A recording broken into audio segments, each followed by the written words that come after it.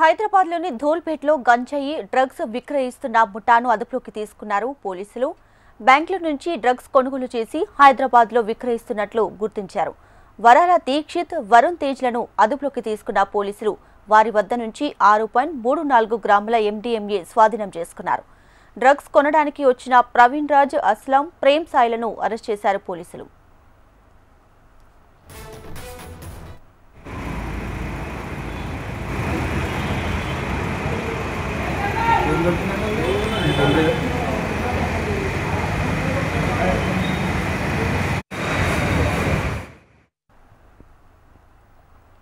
ఇక ధూల్పేట్లోని బల్రాం గల్లీలో గంజాయి విక్రయాలు జరుగుతున్నాయన్న సమాచారంతో STF టీం దాడులు జరిపింది. ఈ దాడుల్లో కేజీ 200 గ్రాముల గంజాయి స్వాధీనం చేసుకున్నారు పోలీసులు. ధూల్పేట్కు చెందిన 4గురిపై కేసు నమోదు చేశారు.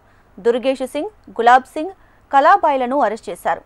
రాజు సింగ్ అనే వ్యక్తి పరారులో ఉన్నట్లు తెలిపారు.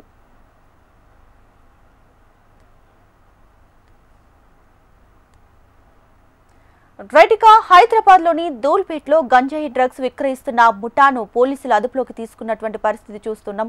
సో దీనికి సంబంధించి latest updates Hyderabad bureau chief Ramana అందిస్తారు. రమణ, అంటే బెంగళూరు నుంచి తక్కువ ధరలకు డ్రగ్స్ తీసుకురావడం, ఇక్కడ నగరంలో నిర్వహించడం ఈ ముఠా పనిగా ప్రస్తుతం అయితే ఎక్సైజ్ ఎన్ఫోర్స్మెంట్ కి సంబంధించిన పోలీసులు చెప్తున్నారు.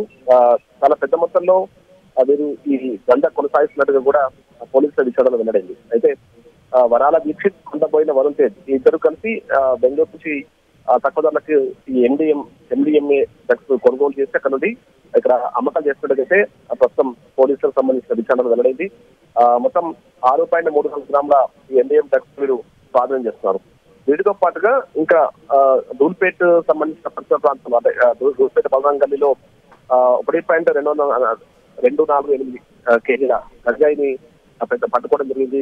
దీనికి సంబంధించి కూడా ధూల్పేటకు సంబంధించి 4గురిపై కేసు నమోదు చేస్తారు. ఎన్ని చర్యలు చేపడుతున్నా కూడా ఇట్లా పెద్ద మొత్తంలో ఇదంతా కూడా ఈ గంజాయి వ్యాపారం, ఆ తర్వాత మత్తు దందాలకు సంబంధించిన వ్యాపారం కొనసాగిస్తాం పట్ల ఆందోళన వ్యక్తమవుతుంది. అయితే ప్రధానంగా వీరిపై ప్రత్యేకంగా ఫోకస్ పెట్టిన టీమ్స్ అయితే ఎక్కడ మత్తు పదార్థాలు కొనుగోలు చేసినా అంటే అమ్మిన దానికి సంబంధించి చట్టపర చర్యలు ఉంటాయని కూడా హెచ్చరికలు జారీ చేస్తున్నారు. ప్రస్తుతం దీనికి సంబంధించి అయితే ఇప్పుడు ఈ 2 కేసుల్లో మాత్రం మొత్తం 6గురిని అదుపులోకి తీసుకున్నారు.